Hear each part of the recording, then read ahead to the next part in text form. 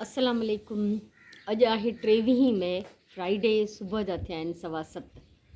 माशाल्लाह माहौल ॾाढो प्यारो आहे, एॾी प्यारी हवा थी लॻे, ज़बरदस्त। राति असांखे ईंदे ईंदे काफ़ी देरि थी वई, हालांकि इहा एॾी देरि न हुई, पर जहिड़े रूटीन सां असां हलंदा आहियूं ऐं सुम्हंदा आहियूं उन हिसाब में असांखे देरि थी वई। त राति जो व्लॉग बि मां इलाही लेट अपलोड कयो, सो बहरहाल अपलोड थी वियो हो। ऐं हिन महिल मां अञा सोचां थी कटिंग करे वठां, जेका मां कल्ह शाम जो अध में छॾी हुई वञण जे करे, त अॼु मां चाहियां थी त उनखे मां पूरो कयां। सो पूरो बि कयां ऐं सिलाई बि शुरू कयां, छो त ईद खां पहिरियों मूंखे इलाही सारा कम करणा आहिनि। उन में मां इहो हिकिड़ो कमु पाण वधायो आहे, इहो टाइम वठंदो। अल्हम्दुलिल्लाह, अलाह जा लख एहसान आहिनि, करम आहिनि। तमामु ख़ूबसूरत माहौल आहे हिन महिल, तमामु ख़ूबसूरत फीलिंग आहे हिते। पंहिंजे गुलनि फुलनि जे भरिसां, गुल त कोन्हनि, पन ई आहिनि, पन मां इन करे ई रखंदी आहियां जो गुलनि खे उस खपंदी आहे, हिते प्रॉपर उस अंदरि घर में नथी अचे। सो इन्हनि सां गॾु बहरहाल मां बि इलाही ख़ुशि आहियां। बसि उहो ई प्लैनिंग आहे, ट्रिमिंग कंदमि, हीअं कंदमि, हूअं कंदमि, जॾहिं कॾहिं न कॾहिं कंदमि इनशा अल्लाह। सो हलां थी अंदरि। हाणे खीर काढ़े छॾियो आहे, एक्स्ट्रा जेको बचंदो आहे मलाई कढी फ्रीज़ करे छॾी, हल्को फुल्को नाश्तो कयो आहे। जॾहिं ज़हरा ईंदी उन मानी पचाईंदमि त पोइ ॾिसंदमि त मां छा थी खावां। सो हाणे कटिंग कंटिन्यू कंदमि। हे ग्रीन अध में हुया, मापियल हुया, त इन्हनि खे कटे छॾियो आहे। ऐं हे 3 पीसिस ॿिया बि कटिया आहिनि। ॾिसां थी हे विझां या न विझां, बहरहाल हे 2 त ज़रूरु विझंदमि। सो पर्पल जी कमी आहे ॾाढी मुंहिंजे इन कपिड़नि में, त हे प्लेन पर्पल हुयो त मां चयो इहो ई विझां थी। हुते उहा हिकिड़ी थैली ॿी कढियमि कपिड़े जी, मूं चयो इन मां कुझु निकिरे त उहो बि विझां। हे 2 जेके आहिनि ॾाढा सॉफ्ट ऐं सन्हा आहिनि, इन्हनि खे मां हिन प्रोजेक्ट में नथी विझां, त इन्हनि खे मां बचाए छॾियो आहे। कंहिं ॿिए दफ़े इन्हनि खे इस्तेमालु कंदमि। बाक़ी हूअं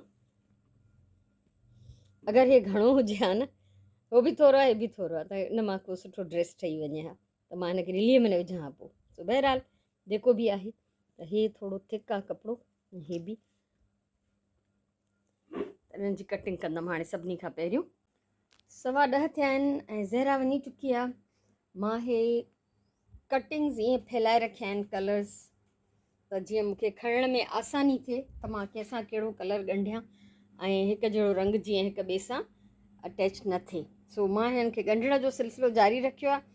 शेयर तव्हां सां कंप्लीट जेको बि मुंहिंजो प्रोजेक्ट आहे तॾहिं शेयर कंदमि जॾहिं कंप्लीट थी वेंदो या जंहिं ॾींहुं मां हिनखे यूज़ कंदमि, ठीकु आहे। सो फ़िलहालु त मां हिते ॻंढण जो सिलसिलो जारी थी रखां। 11 बजे खीर वारो ईंदो ऐं खीर काढ़ण खां पोइ मूंखे थोरी देरि लाइ ॿाहिरि वञिणो आहे। उन खां पोइ जुमो आहे अॼु, त ज़ाहिरा उहा वेंझण जी तयारी, नमाज़ क़ुरान जी तयारी, उहो सभु थींदो रहंदो। 11:15 थिया आहिनि ऐं खीर वारो अञा न आयो आहे ऐं मुंहिंजो हे सिलसिलो सिलाई जो हले थो पियो। बुख लॻी आहे मूंखे, मां पंहिंजे लाइ मानी पचाए रखी हुई, त हाणे वञी पहिरियों मां मानी खाईंदमि ऐं उन खां पोइ ॾिसां थी त ॿियो छा थी करे सघां।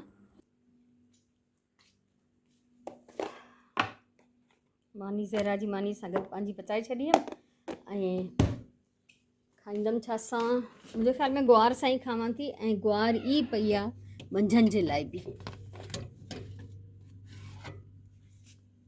सो जेकॾहिं सुराण ग्वार खाईंदी त मां लसी मानी खाईंदमि।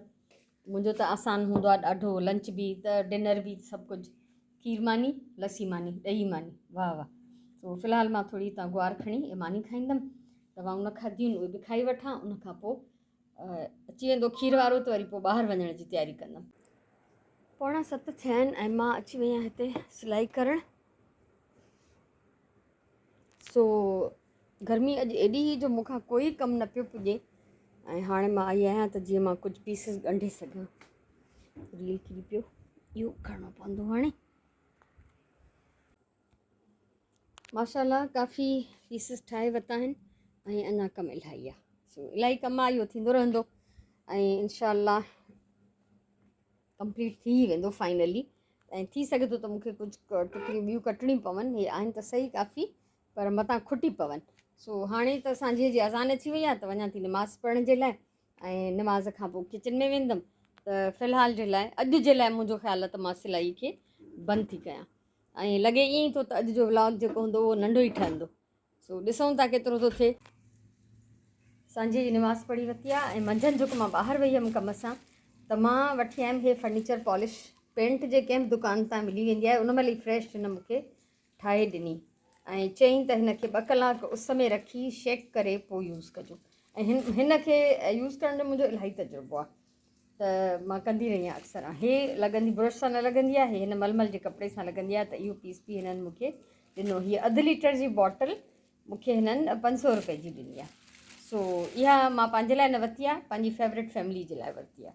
इहा उन्हनि ॾे वेंदी छो त उन्हनि खे खपे पई, मां यूज़ कंदी रही आहियां, त उन्हनि खे ख़बर आहे त इहा शइ हिकिड़ी ॾाढी सुठी आहे। ऐं ज़ाहिरी ॻाल्हि आहे त शिफ्टिंग में थोरो घणो उन्हनि जो फर्नीचर किथां न किथां डैमेज त थियो आहे, इहे रगड़ा ऐं रेहड़ा वग़ैरह, त उन्हनि खे थोरो हणण जे लाइ, रिफ्रेश करण जे लाइ।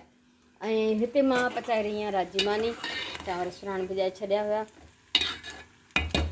हिते कबाब तरजनि था। ऐं मुंहिंजो इतवार न आहे त मां खीर चांवर खाईंदमि या का भाॼी खाईंदमि या इहे कबाब खाईंदमि। एन टाइम ते मुंहिंजो मूड बदिलिजी वेंदो आहे, कोई भरोसो न हूंदो आहे। सो बहरहाल डिनर जी तयारी थी रही आहे ऐं नंढिड़ो व्लॉग ठहियो अॼु। गर्मीअ जे करे मूंखां घणो कमु न पुॻो, सो मां तव्हांखां अॼु जे हिन व्लॉग मां मोकिलाईंदमि। अलाह साईं तव्हांखे ख़ुशि रखे, सलामत हुजो, आबाद हुजो। इनशा असां सुभाणे वारे व्लॉग में वरी मिलंदासीं। सुभाणे ताईं मोकिलाणी आहे। अलाह वाही।